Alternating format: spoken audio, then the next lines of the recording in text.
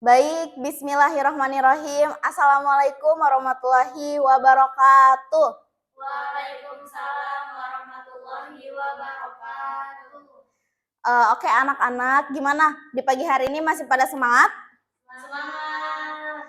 Oke, terima kasih anak-anak yang masih bersemangat untuk menghadiri atau mengikuti kelas Ibu hari ini. Jadi pada pertemuan di kelas ini, Ibu akan membahas tentang kelas sosial dan kaum minoritas dalam konseling. Nah, teman-teman, anak-anakku, kenapa Ibu memilih tema tersebut? Karena kelas sosial dan kaum minoritas ini termaksud golongan yang harus kita ikut ayomi gitu, kita rangkul. Karena dari kelas sosial ini bisa menyebabkan yang namanya diskriminasi sosial, terus juga keterbatasan akses layanan, juga bisa mempengaruhi psikologis daripada individu yang mengalami hal-hal tersebut. Nah, teman-teman, anak-anakku, kita nggak boleh ya mendiskriminasi seseorang dengan melihat dari kelas sosialnya. Jadi, apapun kondisi sosialnya ataupun bagaimanapun kondisi kaum tersebut, kita tidak boleh membeda-bedakan dengan kita ya. Kita semua harus merangkul bersama dan juga harus saling peduli. Oke, next. Nah, anak-anak, kalian udah tahu belum pengertian dari kelas sosial? Belum. Jadi, pengertian dari kelas sosial itu adalah pengelompokan masyarakat berdasarkan kedudukan kondisi ekonomi seperti pendapatan dan kepemilikan harta. Nah, jadi kelas sosial itu simpelnya anak-anak bisa kita uraikan seperti seseorang yang memiliki kedudukan yang tinggi, entah dari pekerjaannya ataupun lingkungan rumahnya yang memiliki kedudukan tinggi, sama seseorang yang memiliki kedudukan rendah, entah di pekerjaan juga lingkungan rumahnya. Itu adalah perbedaan kelas sosial. Jadi kelas sosial itu pengelompokan seseorang daripada pendapatan ekonominya dan juga kepemilikan hartanya. Nah, dari kelas sosial ini sebenarnya memicu dari berbagai jenis masalah. Jadi sumber utamanya itu bisa dikatakan dari kelas sosial. Nah, dari pembahasan ini kita itu bisa dikaitkan dengan konseling di sekolah kita, karena BK di sini juga sangat melayani anak-anak atau siswa-siswinya untuk memenuhi kebutuhan psikologis ataupun kebutuhan dalam cara mendidiknya gitu ya. Nah, next.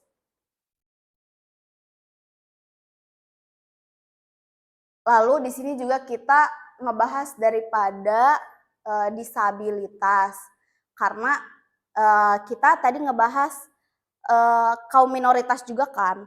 Lalu kaum minoritas itu termaksud dalam disabilitas, karena dalam lingkungan sosial kita mungkin hanya sedikit teman-teman kita yang memiliki keterbatasan fisik ataupun lain sebagainya. Jadi disabilitas itu maksudnya merupakan kondisi keterbatasan fisik, mental, intelektual, atau sensorik yang dapat menghambat partisipasi individu dalam kehidupan sosial. Jadi teman-teman, kalau anak-anak semua melihat temannya yang kurang dalam fisiknya, contoh teman kalian ada yang tidak bisa jalan, mohon maaf, atau teman kalian bahkan ada yang kurang dalam pendengaran, itu reaksi anak-anak sama teman kalian tuh Gimana? Kasihan atau biarin aja? Kasihan, Bu. Kasihan kan? Nah, orang-orang yang seperti itu sebenarnya butuh bantuan dan rangkulan sama kita. Jadi kita nggak boleh memandang sebelah mata pada teman-teman kita yang memiliki kekurangan. Karena kekurangan itu bukan hambatan untuk seseorang menjadi sukses. Lalu juga keterbatasan mental. Misal kita jangan jauh-jauh ya anak-anak dari saudara kita. Saudara kita ada yang memiliki keterbatasan mental. Misal seperti anak-anak yang memiliki Down syndrome. Itu mereka juga tidak minta kan untuk dilahirkan menjadi Down syndrome. Tapi memang takdir.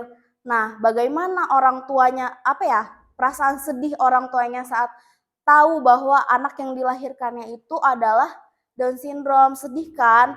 Jadi kita sebagai keluarga, bahkan temannya, tidak boleh memandang sebelah mata, juga tidak boleh mendiskriminasi orang-orang tersebut.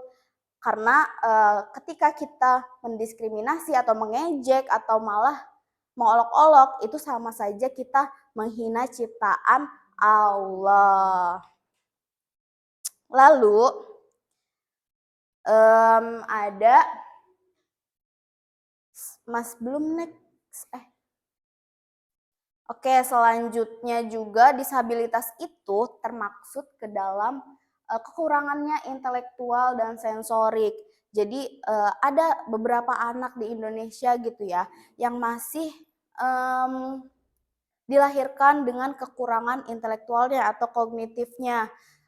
Fisiknya itu bisa bertumbuh dan berkembang seperti anak seumurannya, tetapi pemikirannya itu masih terlambat, seperti semisal dia seharusnya sudah berumur 15 tahun, tapi intelektual atau kognitifnya itu masih terlambat.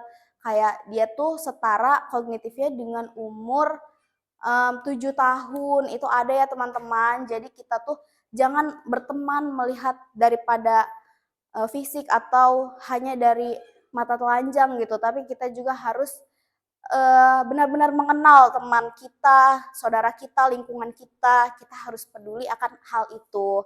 Oke, next.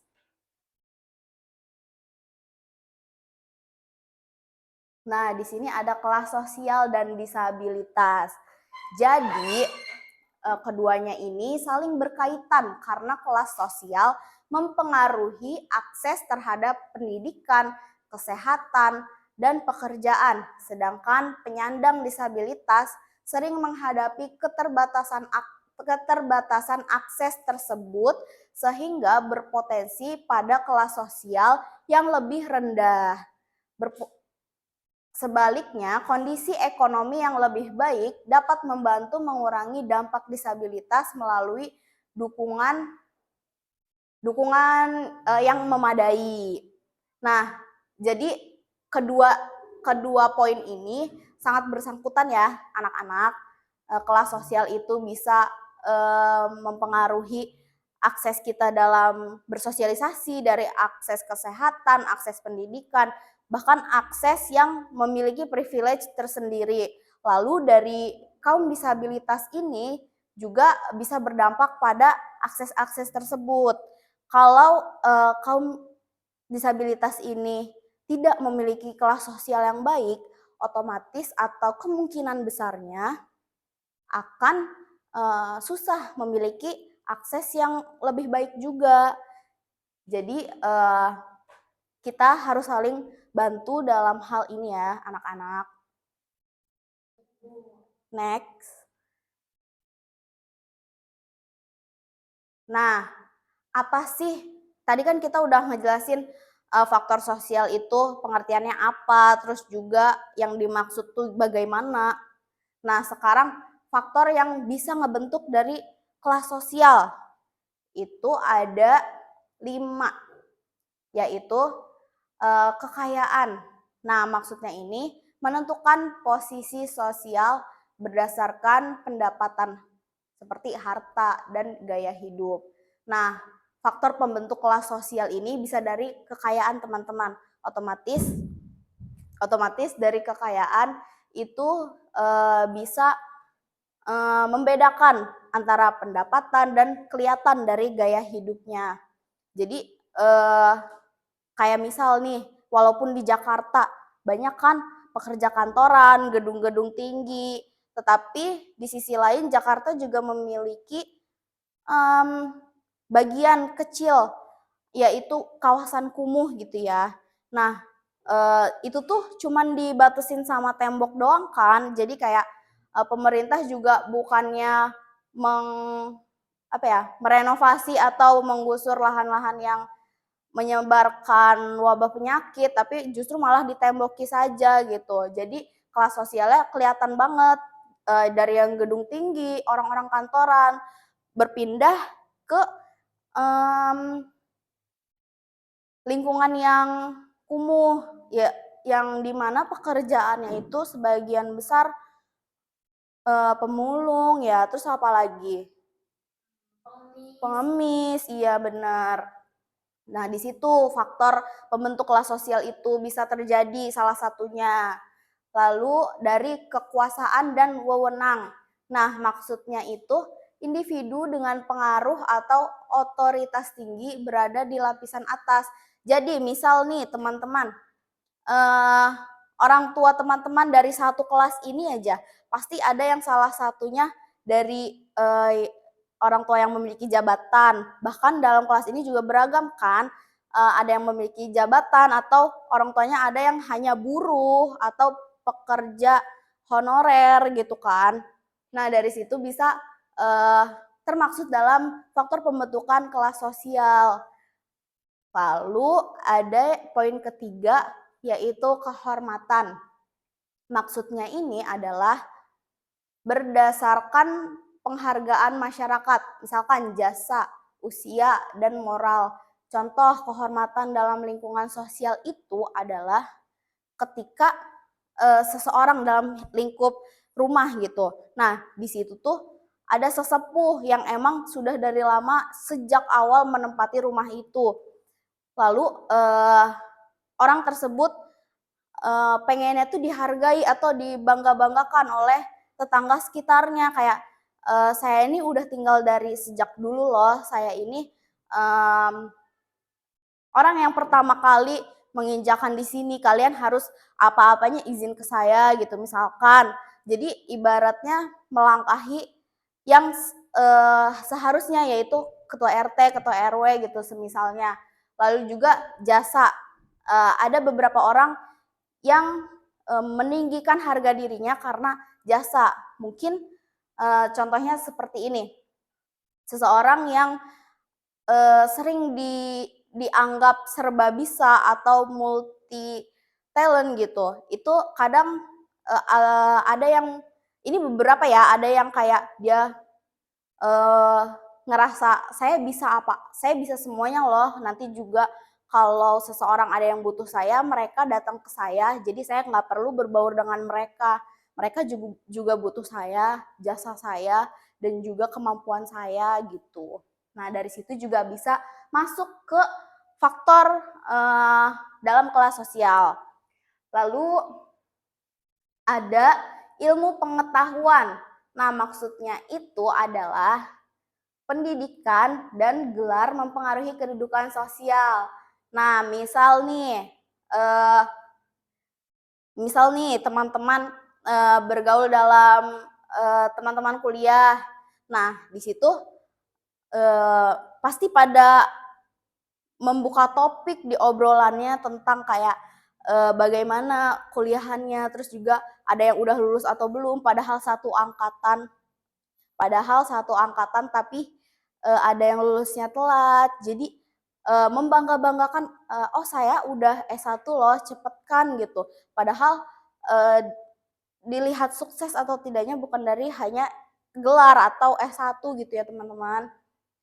Ibaratnya jadi pas saing-saing gitu. Nah, itu termaksud dalam faktor faktor kelas sosial.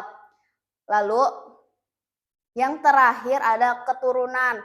Nah, maksudnya itu status ditentukan dari asal keluarga, misalnya bangsawan. Nah, teman-teman punya pengalaman nggak ada diskriminasi dari pertemanan atau lingkup sosial kalian dari keturunan? Misalkan, ini mah bukan dari anak pejabat atau bukan dari anak bangsawan. Kalau di Banten ini biasanya apa? TB ya? Iya, TB sama ratu. Iya. Nah, kalian pernah ngalamin hal itu nggak di lingkup sosial kalian? Kalau aku sih belum, Kak. Enggak ya. Semoga tidak terjadi sama anak-anak murid ibu. Nah, maksudnya itu misal tadi kata ibu, kamu bukan dari anak pejabat ataupun bukan dari anak pengusaha yang jelas sukses. Kamu nggak boleh temenan sama aku karena aku bukan dari kaum kalian. Nah, itu contohnya dari keturunan atau enggak dari ya tadi keturunan bangsawan. Kalau di sini apa? TB dan ratu ya. Jadi membatasi pertemanan karena dari melihat dari keturunan gitu. Nah, kelas sosial juga dipengaruhi perbedaan status.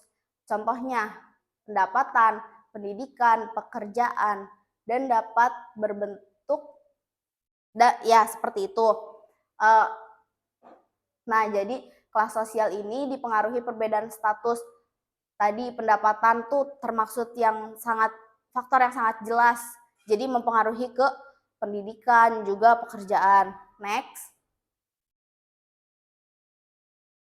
Nah, selanjutnya ada stratifikasi sosial.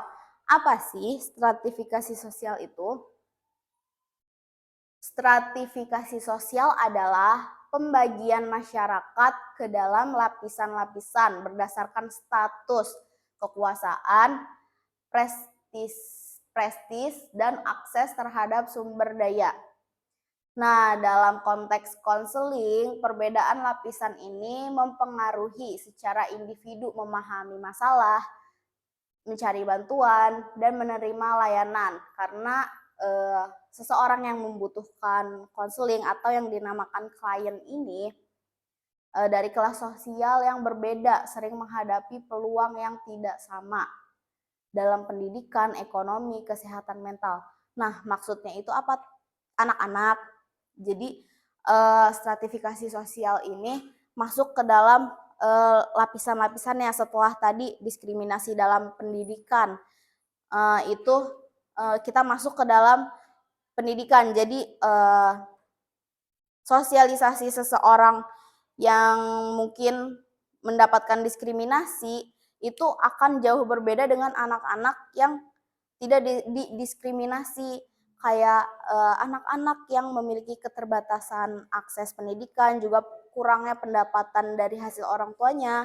Mereka tuh kadang merasa minder atau membatasi dirinya, padahal mereka juga punya hak yang sama untuk memiliki teman, juga bersosialisasi, bahkan mendapatkan perhatian atau layanan dari guru-gurunya yang sama gitu. Nah, terkadang pemahaman anak yang kurang dari hal itu bisa mempengaruhi juga jalan pikirannya. Padahal anak itu misal lagi butuh ditemani atau didampingi oleh gurunya, tetapi anak itu terbiasa untuk mandiri, jadi dia menahan untuk tidak meminta bantuan atau meminta tolong kepada gurunya. Padahal itu adalah hak guru tersebut untuk membimbing juga membantu anak didiknya.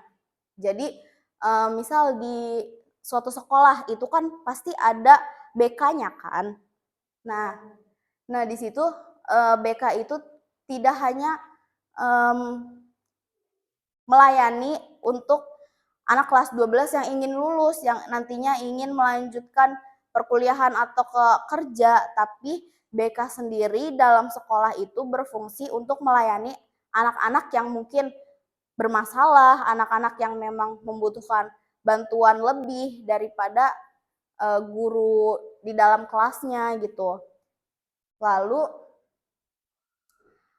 karena itu konseling yang peka terhadap stratifikasi sosial harus menggunakan pendekatan lintas budaya dan inklusif. Nah, maksudnya itu jadi guru BK ataupun tenaga guru di sekolah itu harus bisa peka terhadap anak didiknya. Jangan anak didiknya yang harus memahami guru tersebut. Jadi seharusnya memang tenaga konselor atau tenaga BK atau konselor yang harus memahami kedudukan anak didiknya.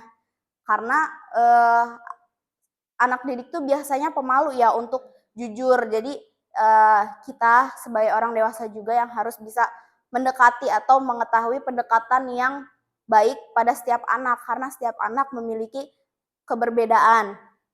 Jadi harus menggunakan pendekatan yang tepat di setiap anaknya.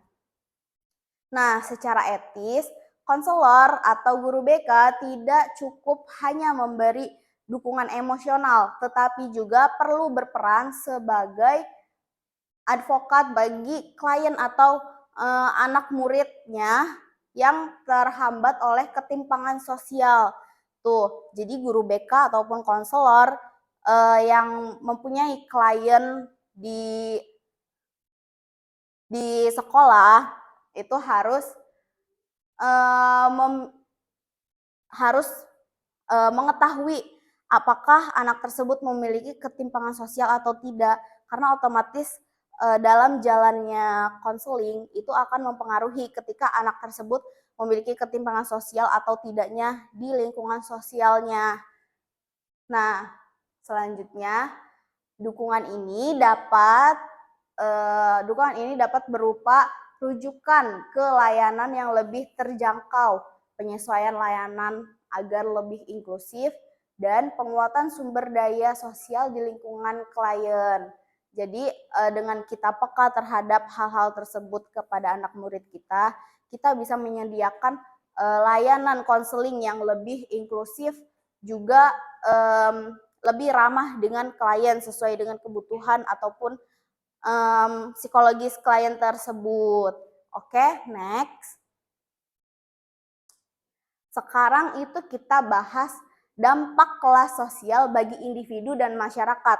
Jadi dampak kelas sosial ini tuh bisa terjadi pada diri sendiri atau individu juga dalam masyarakat.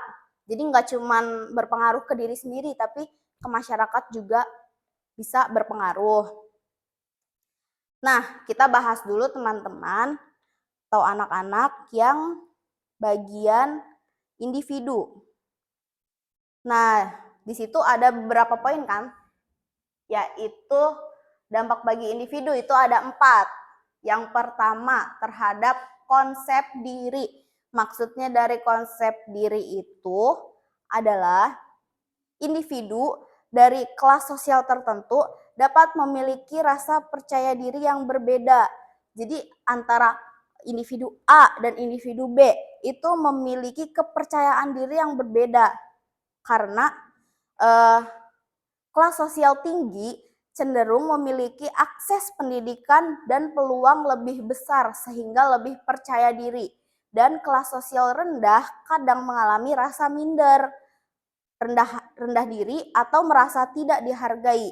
Hal ini mempengaruhi cara individu berinteraksi dalam lingkungan sosial dan lingkungan sosial maupun proses konseling. Nah, jadi konsep diri ini misalkan antara teman kamu yang A dan B memiliki kepercayaan diri yang berbeda karena mungkin salah satu dari kedua anak ini bisa berbeda karena dia memiliki kondisi kelas sosial yang berbeda juga. Tadi contohnya dari kelas sosial yang lebih tinggi itu biasanya lebih pede karena dia didukung finansial sama orang tuanya juga, terus juga mungkin masa depannya sudah ditata sama orang tuanya. Jadi kekhawatiran dalam individu ini yang memiliki kelas sosial tinggi mungkin lebih rendah. Dia kebanyakan permasalahan dari individu yang memiliki kelas sosial tinggi itu biasanya permasalahannya itu hanya status sosial, di mana dia harus mempertahankan status sosialnya yang setara, tidak boleh makin turun. Juga value dirinya harus terus naik, juga bakat minatnya harus terus ditambah gitu. Nah, berbeda dengan individu tadi yang satu ini, yang ngerasanya minder, rendah diri terus karena mungkin dia merasa, oh aku termaksud dari lingkungan orang yang kurang, jadi aku harus nurut aja sama orang ataupun aku harus bekerja keras terus gitu. Boro-boro ya individu yang kurang ini, mmm, apa, boro-boro gitu dia mikirin, eee, jabatan. Dia tuh hidup itu mungkin hanya untuk mendapatkan makan saja itu sudah cukup gitu ya teman-teman. Lalu poin kedua ada terhadap pola pikir dan perilaku. Maksudnya itu apa? Nah, jadi kondisi ekonomi dan lingkungan sosial membentuk cara seseorang memandang kehidupan. Nah, contohnya itu, individu dari kelas sosial bawah mungkin lebih fokus pada kebutuhan dasar tadi, kayak kebutuhan pokok, sandang, pangan, papan. Nah, kalau individu dari kelas sosial yang lebih mudah atau lebih tinggi mengembangkan aktualisasi diri dan pengembangan karir. Nah, jadi emang urgensi pada kelas sosial rendah dan tinggi ini berbeda. Kalau rendah itu biasanya yang penting memenuhi deh kebutuhan kehidupan sehari-harinya. Kalau dalam kelas sosial tinggi itu biasanya dia harus meraih sesuatu yang lebih setiap harinya atau bahkan setiap tahunnya gitu. Lanjut ke poin ketiga, yaitu terhadap kesehatan mental. Nah, di poin ini itu membahas tentang kesehatan mental. Kelas sosial rendah itu sering berkaitan dengan stres ekonomi, terus juga kecemasan, dan juga tekanan sosial, juga keterbatasan akses pendidikan dan kesehatan. Nah, sedangkan kelas sosial yang tinggi juga dapat mengalami tekanan beberapa saja, seperti tuntutan prestasi atau kelas sosial. Otomatis dari kedua tuntutan tersebut mempengaruhi kesehatan mentalnya kan. Nah, tadi yang pertama, kelas sosial rendah itu stres gitu untuk mencari gimana caranya biar sebulan ke depan bisa makan, gimana caranya sebulan ke depan bisa menghidupkan keluarga. Terus juga kecemasan dari akses pendidikan. Saya aja makan pas-pasan, bagaimana saya bisa memiliki pendidikan yang aman gitu, yang tepat. Sedangkan saya makan saja susah. Itu kan nimbulin stres, terus juga bisa gitu kena ke mentalnya karena minder. Nah, terus juga tekanan sosial. Mungkin beberapa ada yang menerima kehidupan orang itu kurang, beberapa juga ada yang tidak menerima atau jadinya diskriminasi oleh orang tersebut gitu. Itu kan ngaruh banget gitu ke psikologis kita, ke mental kita. Kita mikirnya kayak eh, saya nih yang kurang kayaknya emang gak cocok deh, jadi kayaknya minder segala macam. Nah, berbeda nih teman-teman dengan eh, kesehatan mental pada seseorang dari kelas tinggi. Mungkin orang-orang dari kelas atas juga memiliki tekanan mental atau psikologis, tapi kadarnya berbeda. Orang-orang yang dari kelas atas itu biasanya hanya memikirkan value dia harus makin eh, bertambah gitu. Juga tuntutan prestasi atau status sosial. Nah, prestasinya yang harus dituntut tuh kamu harus selalu sempurna, kamu harus selalu juara gitu. Lalu juga ada status sosial. Kalian tidak boleh apa ya, memperkeruh status sosial kita yang sudah image-nya baik. Kalian harus tetap menjaga hal tersebut. kalau bisa harus mempertinggi gitu status sosialnya. Gitu ya anak-anak. Lalu poin terakhir nih, dampak bagi individu, poin terakhir yang keempat, yaitu menghambat cara berkomunikasi. Maksudnya itu apa teman-teman? Nah, dampak komunikasi. Jadi untuk siswa-siswi ingin melakukan konseling, otomatis cara komunikasinya beda dari siswa-siswi yang memiliki kelas sosial tinggi dan kelas sosial rendah. Nah, kalau dari perbedaan kelas sosial dapat menyebabkan perbedaan bahasa dan gaya komunikasinya. Perbedaan nilai hidup dan kesalahpahaman antara konselor dan konseli. Konselor yang tidak memahami latar belakang konselinya itu akan mempengaruhi atau tidak dianggap atau kurang dianggap empatik sama konselinya. Jadi contoh, seseorang yang dari latar belakang rendah itu dia cara komunikasinya dan cara pemahamannya itu akan berbeda, mungkin sedikit lebih tertinggal. Misalkan seseorang yang dari kelas rendah itu dia kesehariannya biasanya pakai bahasa daerah misalnya, sedangkan konselornya itu berada dalam lingkungan sosial yang modern.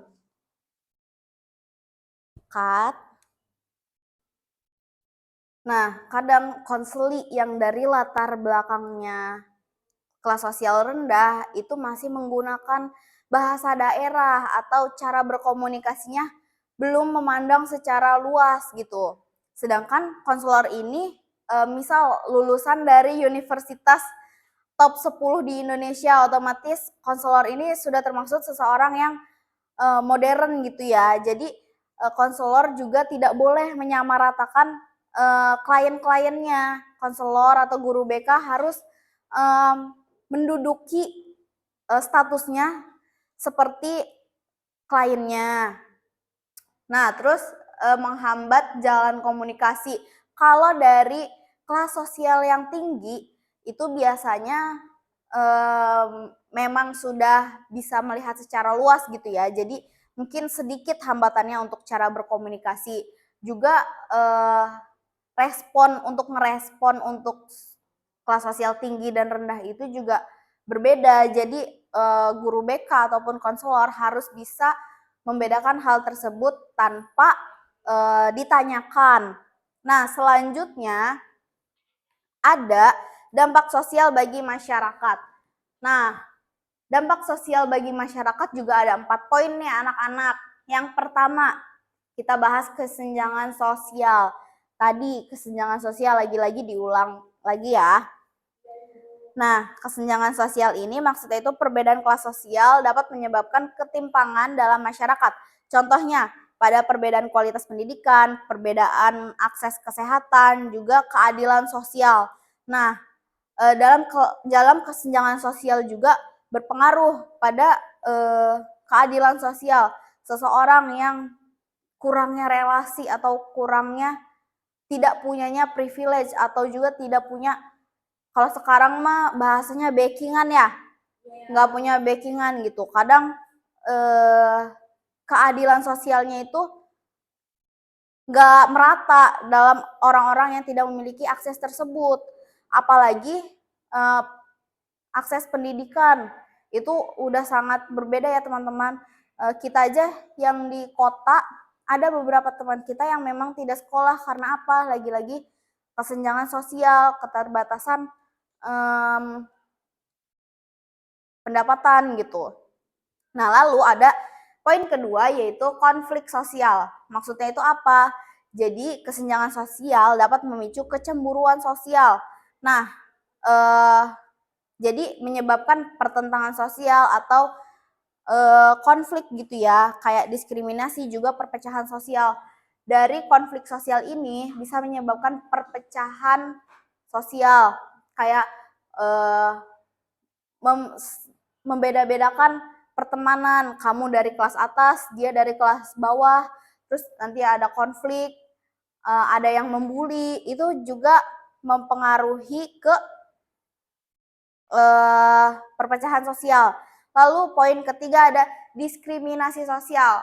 Maksudnya itu adalah status sosial sering disebut classism dalam bahasa Inggrisnya. Nah, itu terjadi perlakuan buruk dari tadi contoh kecil itu konflik sosial itu mungkin hanya perdebatan mulut ke mulut. Nah, bisa berkembang lebih buruk lagi ke diskriminasi sosial. Ada misalkan yang sakit hati dari konflik sosial itu, sakit hati akhirnya mengambil jalan yang lebih buruk yaitu diskriminasi. Misal ada yang pukul-pukulan atau bahkan membuli secara fisik, itu bisa berkembang ke ranah yang lebih kriminal jatuhnya. Lalu ada stereotip dan prasangka. Maksudnya itu adalah masyarakat sering membuat penilaian sendiri terhadap lingkungan sosialnya atau kelompok sosialnya. Nah, tanpa memahami kondisi yang sebenarnya. Jadi dilihat dia ini sebenarnya individu yang baik-baik saja. Nah, kadang orang-orang tuh hanya melihat dari penglihatan secara fisik. Kita belum tentu memahami keseluruhan orang tersebut atau kondisi yang sebenarnya. Jadi hanya menilai dari luarnya saja gitu, stereotip dan prasangka. Next.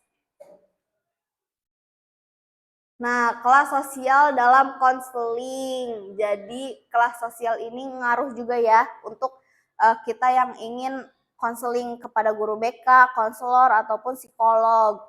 Nah, kelas sosial ini adalah pengelompokan masyarakat berdasarkan status ekonomi, pendidikan, pekerjaan, kekuasaan, dan gaya hidup. Status sosial dapat mempengaruhi proses konseling antara konselor dan konseli, yaitu pengaruhnya sebagai berikut. Yang bawahnya.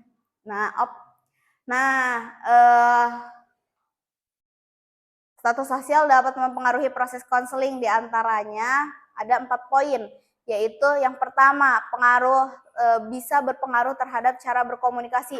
Tadi sebelumnya udah Ibu jelaskan perbedaan komunikasi antara seseorang dari kelas sosial tinggi dan rendah, misal keterbatasan bahasa, keterbatasan pemikiran, juga keterbatasan memahami masukan daripada konselornya gitu.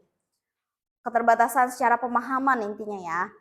Lalu itu tuh bisa menghambat komunikasi. Kalau dari gaya bahasanya aja udah nggak nyambung, misalkan konselinya hanya bisa menggunakan bahasa daerah, tetapi konselor bisanya bahasa Indonesia ataupun bahasa Inggris. Nah, gimana mau berjalan konseling secara efektif jika perbedaan bahasa saja tidak bisa ditangani oleh konselor atau enggak guru BK-nya. Nah, itu tuh bisa menghambat cara berkomunikasinya dalam konseling. Nah, yang kedua ada pengaruh terhadap masalah pada konseling. Nah, misal maksudnya itu berpengaruh terhadap masalah pada konselingnya. Pause. Baik, lanjut di poin kedua. Maksudnya itu pengaruh terhadap masalah pada konseling. Yang dimaksud itu adalah kelas sosial dapat mempengaruhi jenis, tingkat, dan cara seseorang menghadapi masalahnya. Nah, setiap individu memiliki pengalaman hidup yang berbeda. Otomatis masalah pada konseling ini, pada klien ini berbeda juga karena jalan hidupnya juga atau cerita hidupnya berbeda-beda. Nah,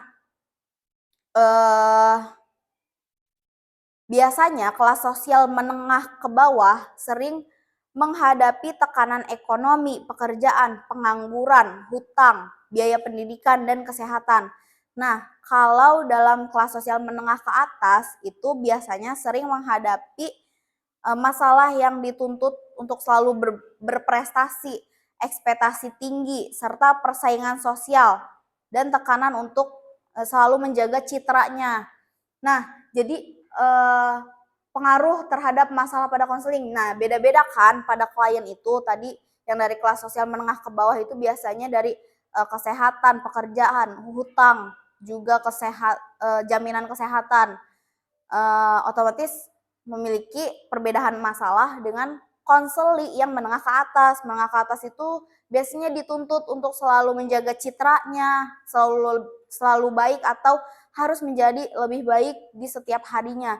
Juga tuntutan prestasi yang harus meningkat atau tidak boleh menurun sama sekali gitu. Jadi permasalahan dari klien tersebut berbeda-beda. Nah, yang ketiga itu ada pengaruh terhadap hubungan konselor dan konseli. Maksudnya adalah hubungan konselor dan konseli merupakan dasar penting dalam keberhasilan konseling. Kalau konseli atau klien ini atau siswa-siswi ini tidak merasakan nyaman, tidak merasa nyambung dengan guru BK-nya atau dengan konselornya, bagaimana pasien tersebut atau klien tersebut bisa terbuka atau bisa cerita keseluruhan dengan guru BK-nya. Jadi hubungan konselor dan konseli ini penting untuk berjalan dengan efektif konseling ini. Nah, contohnya muncul rasa minder pada konseli yang dari kelas menengah bawah. Jadi akibatnya itu proses konseling jadi pasif, hambatan komunikasi dari konseli itu jadi malu karena kurang bisa berinteraksi atau mengungkapkan perasaan dan menggunakan bahasa yang sederhana. Jadi konseli jadi akhirnya kayaknya ini guru BK-nya dari orang yang keren deh, dari orang-orang yang modern deh, kayaknya nggak ngerti maksudnya saya itu apa, tidak nyampai pesannya gitu. Alhasil proses konseling jadinya tidak berjalan dengan baik kan gitu. Nah, itu maksudnya dari pengaruh terhadap pengaruh terhadap hubungan konselor dan konseli. Nah, yang terakhir anak-anak, poin keempat itu ada pengaruh terhadap pengambilan keputusan.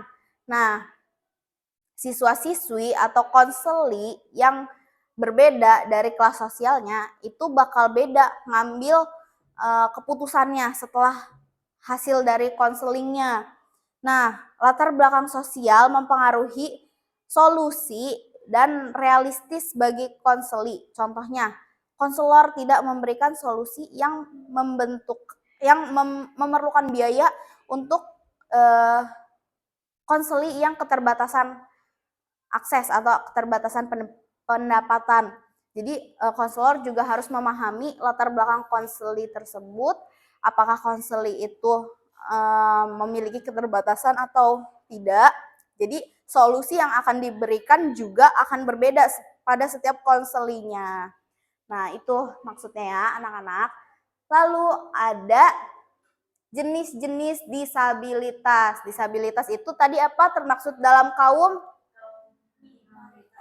Ya. Nah, jenis-jenis disabilitas nih. Ada yang udah tahu nggak gambarannya jenis disabilitas itu apa aja? Disabilitas fisik, Kak, tunawicara. Iya, itu termaksud dalam jenis-jenisnya. Tapi masih banyak nih anak-anak jenis-jenisnya. Kita uraikan satu persatu ya. Yang pertama ada disabilitas fisik. Maksudnya itu adalah gangguan fungsi gerak atau tunadaksa, tunanetra, tunarungu, tunawicara. Nah, apa sih tunanetra itu?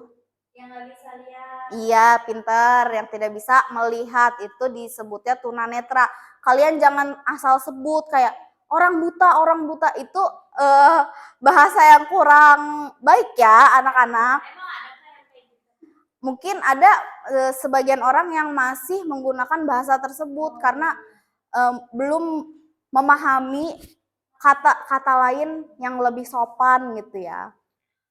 Nah, tunarungu, apa itu tunarungu? Yang nggak bisa dengar. Iya, pinter, yang nggak bisa dengar. Jadi kalian jangan nyebut apa? Bu, Oh iya, budeg. Nah, kalian jangan manggil orang, weh budeg itu bahasa gak sopan, itu bahasa kasar. Kita harus tetap menjaga hati orang-orang yang memiliki keterbatasan atau disabilitas ini. Mereka juga kan nggak mau gitu punya kekurangan. Nah, tunawicara, apa itu tunawicara? Iya, nggak bisa ngomong. Jadi kalian jangan asal menyebutkan dengan kata-kata yang kurang sopan. Kan ada bahasa yang lebih etisnya, yaitu tadi tunanetra. Apa itu tunadaksa? Ada yang tahu nggak? Enggak. Tadi belum dibahas. Iya, kelewat ya. Oke, jadi tunadaksa adalah paus. Sialan. Nggak apa-apa, tunadaksa doang. Nyala kan? Jadi tunadaksa adalah seseorang yang memiliki gangguan di fungsi geraknya atau di fungsi ototnya. Kayak gerak mekanisme tubuhnya itu ada gangguan. Itu namanya tunadaksa. Contoh dari tunadaksa itu bisa dari seseorang yang mengalami kecelakaan parah yang mengakibatkan orang tersebut harus diamputasi gitu. Otomatis cara berjalannya bakal beda kan, tidak seperti sebelumnya, seperti orang normal. Juga seseorang yang memiliki sensorik tubuh, ibu juga nama pengobatan nama medisnya tidak tahu, tapi seseorang yang seperti stroke tapi bukan stroke itu tuh, ya itu aja ya. Nah, itu yang disebut tunadaksa. Nah, lalu poin kedua ada disabilitas intelektual. Nah, keterbatasan kemampuan berpikir dan kecerdasan di bawah rata-rata, misalnya Down syndrome. Tadi ya teman-teman, fisiknya mah tubuh tinggi, fisiknya bisa subur atau besar gitu ya. Tetapi pemikiran intelektual atau kognitifnya itu di bawah umur rata-rata. Misal orang itu sudah berusia 15 tahun, 17 tahun, tapi pemikirannya masih seperti anak 7 tahun yang harus selalu dibimbing sama orang tuanya, yang tidak bisa, bahkan tidak bisa belajar seperti anak-anak pada umumnya atau anak-anak pada umur sebayanya. Itu yang dimaksud dengan disabilitas intelektual. Nah, lanjut. Poin ketiga, yaitu disabilitas mental, yaitu gangguan kognitif, emosional, dan perilaku, seperti depresi, bipolar, skizofrenia. Nah, maksudnya ini keterbatasan mental. Dilihat fisik, dia tidak ada cacat, dia tidak ada kurangnya. Terus juga mukanya normal, tidak seperti orang yang Down syndrome, tetapi sebenarnya dia memiliki mental yang sedikit berbeda atau kehancuran mentalnya, yaitu orang-orang yang bipolar. Itu tuh berpengaruh ketika bipolar itu kambuh. Jadi mental ini disabilitas mental ini hanya kambuh dalam jangka waktu tertentu, bukan yang seperti disabilitas fisik. Jadi maksudnya itu, misal lagi kambuh orang yang bipolar ini, ketika dia mendapati suatu cobaan, suatu masalah, ataupun lagi berada di titik terendahnya, dia itu bisa seperti orang yang seolah-olah tersakiti di seluruh dunia. Dia tuh mengkategorikan dirinya sebagai orang tersedih atau orang yang tidak beruntung sedunia. Nah, orang-orang tersebut harus menyadari kondisi tersebut. Mereka harus segera cek ke dokter atau ke ahli medisnya. Juga lingkungan sekitarnya jika sudah memahami individu tersebut memiliki bipolar, tidak boleh mendiskriminasi orang tersebut. Karena orang bipolar juga sebenarnya itu lagi melawan rasa tersebut. Mereka juga tidak ingin merasakan hal itu karena capek. Nah, terus juga ada orang depresi. Kita tidak tahu orang-orang ini berada dari latar keluarga yang seperti apa, latar belakang yang seperti apa. Orang-orang depresi ini hanya memendam masalahnya sendiri. Jadi kita tidak boleh mendiskriminasi orang-orang yang memiliki gangguan mental. Gangguan mental itu tidak nular ya anak-anak. Jadi kalian tidak boleh menjauhi orang-orang tersebut. Kita harus bisa menjadi salah satu orang yang membuat dia lebih baik. Lalu di poin keempat terakhir, yaitu disabilitas sensorik, yaitu gangguan fungsi panca indera, penglihatan, pendengaran, dan berbicara. Nah, tadi seperti itu termaksud yang fisik ya teman-teman, karena kan mata, telinga, mulut, itu tuh termaksud dalam fisik manusia. Next. Nah, perbedaan antara disabilitas dan perbedaan antara disabilitas, gangguan, dan hambatan itu tuh sebenarnya berbeda anak-anak.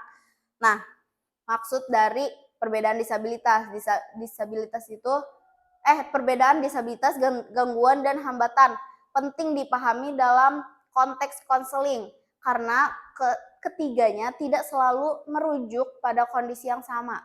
Dalam pendekatan modern, disabilitas lebih dipahami sebagai keadaan keterbatasan fungsi yang muncul dari interaksi antara kondisi dan lingkungan, sedangkan gangguan mengacu pada masalah dan fungsi pikiran, emosi, perilaku, atau tubuh. Istilah hambatan lebih menekankan pada kesulitan yang dialami seseorang saat beraktivitas atau berpartisipasi karena adanya faktor lingkungan, sosial, atau fisik. Dalam konseling, pemahaman ini penting agar konselor atau guru BK tidak hanya melihat masalah dari sisi individu, tetapi juga dari sisi lingkungan dan menciptakan hambatan bagi klien atau siswa-siswinya. Next. Nah, di sini ada hak dan perlindungan penyandang disabilitas. Jadi orang-orang yang disabilitas itu memiliki hak yang sama dengan kita anak-anak dan memiliki perlindungan yang sama juga. Nah, yang pertama hak-haknya itu yang harus didapati oleh orang disabilitas adalah mendapatkan pendidikan. Yang kedua, mendapatkan pekerjaan. Yang ketiga, mendapatkan pelayanan kesehatan. Keempat, mendapatkan aksesibilitas. Yang kelima, mendapatkan perlindungan hukum. Keenam, mendapatkan kehidupan sosial yang adil. Dan kaum disabilitas ini bukan berarti orang asing di negara kita ya, itu masih termaksud orang-orang warga negara Indonesia juga yang harus mendapatkan kehidupan sosial yang adil, perlindungan hukum yang setara, aksesibilitas yang memadai, kayak misalkan di angkutan umum, orang yang memakai kursi roda itu seharusnya memiliki aksesnya sendiri, juga memiliki bangkunya sendiri gitu. Terus pelayanan kesehatan yang adil, juga pekerjaan, pendidikan. Nah, pekerjaan itu seharusnya semua orang tuh bisa mendapatkan pekerjaan, begitupun kaum disabilitas. Mereka itu bukan tidak bisa bekerja, tapi hanya penempatan pekerjaannya saja yang memang khusus. Orang disabilitas itu bukan gak mau bekerja, dia hanya keterbatasan dalam hal-hal tertentu saja. Nah, adapun beberapa perlindungan yang harus disamaratakan itu, yang pertama, perlindungan hukum. Yang kedua, perlindungan dalam pendidikan. Yang ketiga, perlindungan dalam dunia pekerjaan. Keempat, perlindungan aksesibilitas dan pelayanan publik. Yang kelima, perlindungan sosial dan kesehatan. Itu teman-teman perlindungan yang harus didapati oleh kaum disabilitas. Next. Nah, dari penjelasan dari Ibu yang sudah disampaikan, ada yang ingin ditanyakan atau ada yang ingin diceritakan sedikit mengenai pengalaman teman-teman dari penjelasan yang relate gitu yang dari Ibu sampaikan? Ya, sudah jelas ya? Oke, jadi next. Kesimpulan yang dapat kita ambil adalah masalah sosial akibat globalisasi dan era digital dapat diatasi dengan meningkatkan literasi digital atau menjaga budaya lokal serta menggunakan teknologi secara bijak. Nah, maksudnya itu dengan bantuan teknologi juga era digital yang lebih luas, seharusnya kita lebih bisa mikir secara rasional, juga bisa teredukasi secara jelas, karena bantuan-bantuan tersebut sangat mempengaruhi manusia-manusia modern di zaman sekarang yang nantinya kita akan teredukasi supaya tidak melakukan hal-hal negatif dari penjelasan yang sudah Ibu berikan. Semoga teman-teman semua di sini bisa menjaga sosialisasinya dengan baik, tidak boleh diskriminasi, tidak boleh pilih-pilih teman, tidak boleh mengejek-ejek temannya. Paham anak-anak? Paham, Ibu. Oke, kita akhiri hari ini dengan membaca hamdalah. Alhamdulillah. Terima kasih. Wassalamualaikum warahmatullahi wabarakatuh. Waalaikumsalam.